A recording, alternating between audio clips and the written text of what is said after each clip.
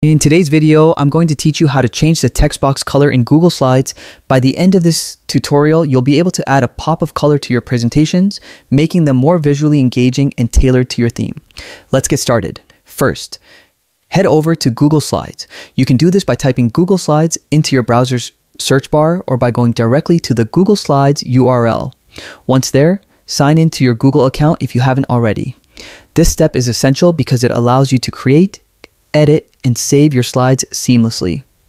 After signing in, you'll find yourself on the Google Slides homepage where you can view all your recent presentations or start a new one. You can either click blank presentation to start from scratch or select a template if you want some design inspiration. Templates can help speed up the design process and offer ideas for color schemes and layouts. Once your presentation opens, focus on selecting the text box whose color you want to change. Click on an existing text box, or if you haven't added one yet, use the text box tool at the top of the screen and drag your cursor to create a new one.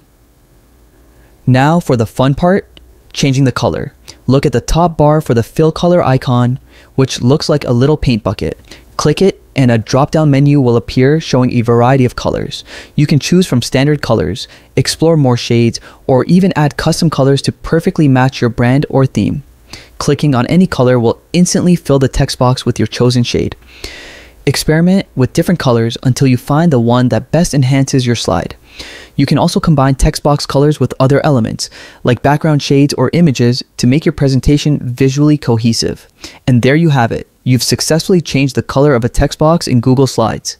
This simple skill can greatly improve the aesthetics of your slides, making them more dynamic and engaging for your audience. Remember, the more you practice with these tools, the more proficient and creative you'll become. Till then, stay safe. If you have any question, feel free to ask in the comment, and happy presenting.